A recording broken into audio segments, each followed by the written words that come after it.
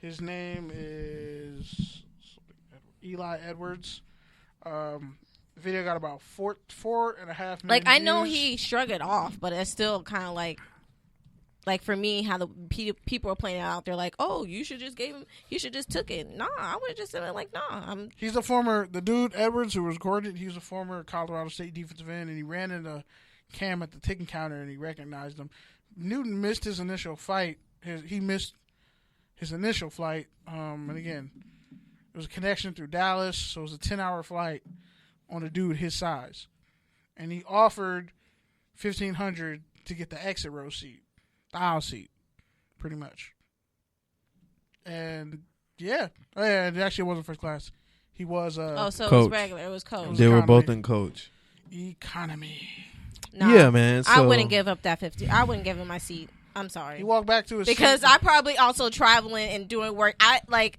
I get that he's 6'5" and he's in this position where he needs that leg room, but who the fuck knows what I've been doing all fucking week, and why would I want to give up my seat for somebody else? Because again, I feel like that he has that title. Oh, he's Cam Newton. He's 6'5". He's an athlete. It's somebody not giving because this. of that though. That's so. not, Let me ask you though. By the way, if I gave you $200 an hour to sit somewhere completely safe, but a little bit more uncomfortable than you were, you wouldn't do it.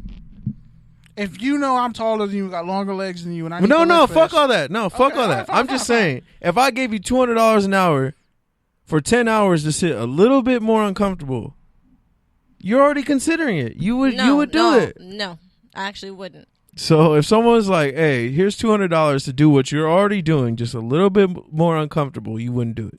No. What if a pregnant woman walked up to you and asked? If she was pregnant, yes. If there is a certain disability, like you're old or whatever, but if you just okay, so fuck all that. What if it was a pregnant athlete? No, fuck all that. Fuck all that. They didn't have to be pregnant, but if you're just a regular person, fuck all that. You. Why is it fuck you?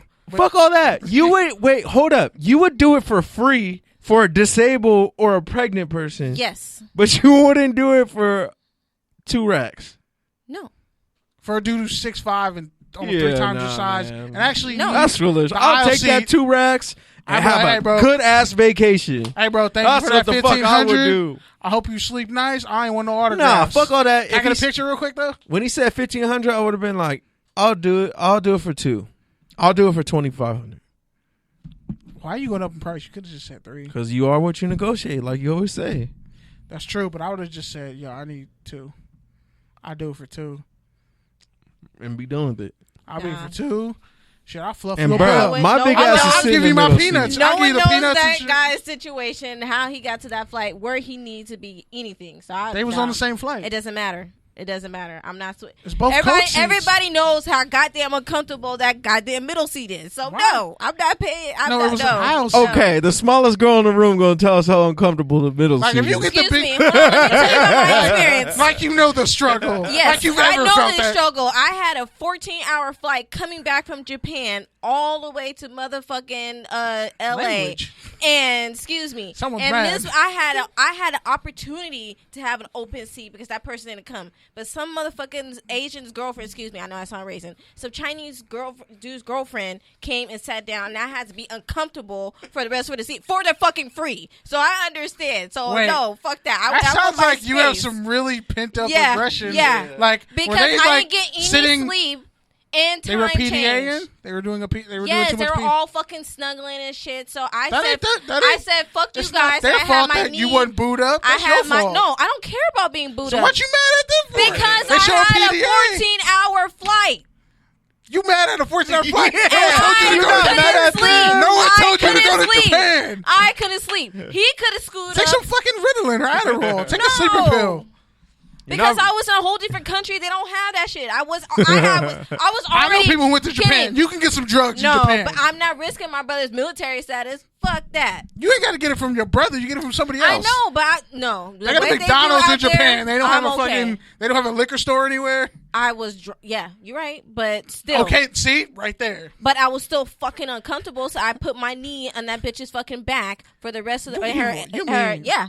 Yeah, if you're not gonna get any rest, if I'm not gonna get any rest, you're not gonna get any rest. You're West Oakland kind of evil. That's fucked up. No, I'm not West Oakland. No, that's a whole different breed. Oh, my mom was from West Oakland. Relax. But no, you're East Oakland kind of mean. I would not. So other words, no, y'all. I would not take in that $1,500. I would have. She hated. You hate people being booed up on flights. You know how much treat? You know how much treat? You know how much treat you give with that? 60, whatever. I don't care. No. Touchdowns and Tangents Radio caller. Give us your name and location. Hello. Hello. Yeah, we got to do this bum ass shit with the button again. Is that you on the other side, Captain Kirk? So, caller, give us your name and location, please. Yeah, caller adjacent, whatever your name is. Caller adjacent, brilliant. This is Ryan Mancini. Why did you almost sound like Andrew for a second? Lambs of Santa Clarita. Speak with your chest. Speak like you hit a bench press rep today. Well, yeah, man. Full tangent warning. We're going on a tangent about the politics. So if you ain't with it, tune back in like 20 minutes. Sir, you might just want to sit in the corner and just take a breath. If you want to have... sit in the couch where there's so much leg room. You know, I might have to go outside for fresh air. Smoke break. I'm hot now. She really is. She really am hot. She hates Japan. I gotta fucking give her my goddamn seat. Because this nigga not missed Rosa his Parks. flight. All you have to do is scoot over one this seat. This nigga missed his flight and y'all telling me he's 6'5" and doing all this. I deal with a lot of niggas that's 6'5". Y'all just scrunch up in my car as I'm a Lyft driver. Can we get back on topic? Scoot the fuck back and scrunch your legs up and deal with life. Okay, damn. Okay, man, CD, on that note, if someone offered you $2,000 to sit in the middle seat, would you take it? On a 10-hour flight. I mean, no questions asked. You know, somebody told me to sit there. Hey, here's some money. Yeah, of course. All right. Y'all going to the same place? No. On that note, let's get to it. We don't have a lot of time. So you're our resident political correspondent. The Sundial lineage lives on. I feel like, yeah. Journalist. Tales from the Third Rail. We definitely need a drop for you. So, man, give it to us. What was your takeaway from the two debates, which, by the way, you called? They were actually a circus. So props to you. Andy Circus? Thank you. Well, I guess first things first, most obvious is rest in peace, Uncle Phil. Kamala Harris is the obvious front runner as of tonight. Wow, hot take. She definitely, in a lot of ways, came out of nowhere. She turned you? She what? She turned you? No, she just held the stage best out of anybody else. You scared me there for a second. Just like she held a bunch of people in prisons? Oh. In Oakland, and she botched Oscar Grant's case. Oh, wait, oops. But go ahead, sorry. No. Here's the thing: is ultimately all of these people have some very interesting records. Her especially. However, in terms of the debates, if we're just talking about how each of these candidates held themselves, you're talking about the performance and the platform of just actual debate. Right. Yeah. Okay. Yeah. Totally. Like Wang. Yeah. With Bernie, it was the greatest hits. With Biden, it was, hey, I've done this stuff before. I can still do it. And with a lot of the other candidates, it just sort of seemed like, oh, let me say something. Even though, let's face it, when you've got 20 candidates over the span of 2 nights, not everyone's going to be able to talk about every single issue. It was a lot of Hail Marys, a lot of like desperation. Which of course leads to the elephant in the room of hashtag Yang Gang. It sounded like an Earth, Wind, and Fire concert up there. Just 25 people talking and screaming. But yeah, no, here's the thing. Kamala was able to really hold herself up against Joe Biden. I know that right now, even before I looked at my phone, that I figured that's going to be the highlight of the whole of the last 2 nights. She basically stood up to Joe Biden for saying things that just don't fly anymore in the Democratic Party. And, you know, side note, when Biden basically said that he didn't work with racists. I'm sorry, but what else do you call a segregationist? Ding, ding, ding, ding, ding. He didn't even really own the Iraq war, which I thought was actually going to be an opportunity for him to be like, hey, I fucked up. But Nope. he kind of just explained it. Iraq wasn't even brought up, which was... No, it was. No, It was asked up. about it directly.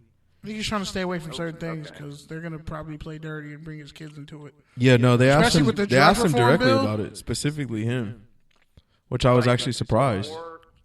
Before Kamala basically made her stand with Biden, to me it was starting to look like there was going to be 4 more years left for Donald Trump, and then that moment happened, and I think, long story short, if Kamala becomes the nominee, that exchange is going to be something you're going to want to put side by side with her and Donald Trump.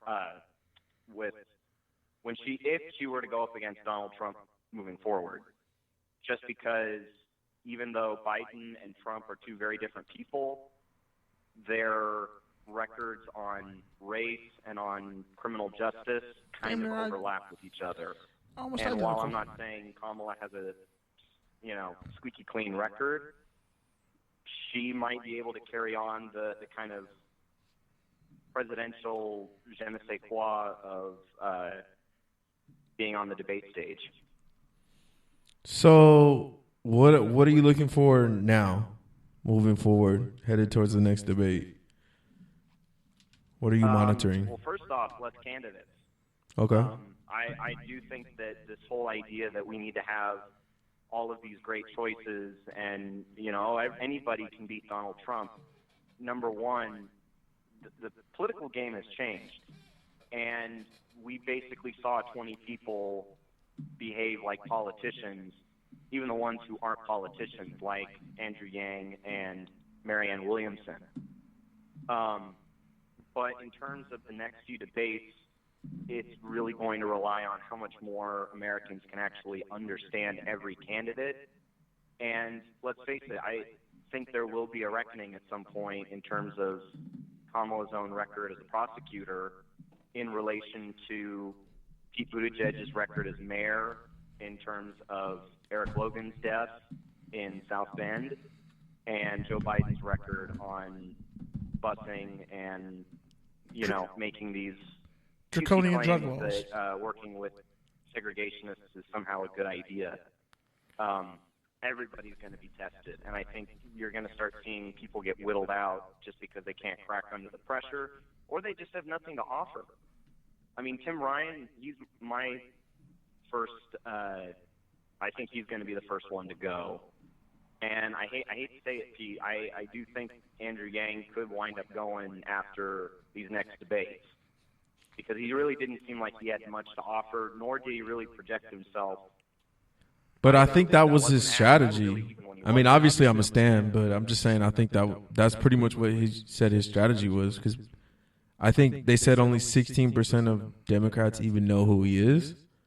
And so the fact that he already has like 2 or 4% of that, it's pretty good when you compare it to the other senators below him. So, and he's already at the threshold, so he's gonna be in at least till October. Yeah.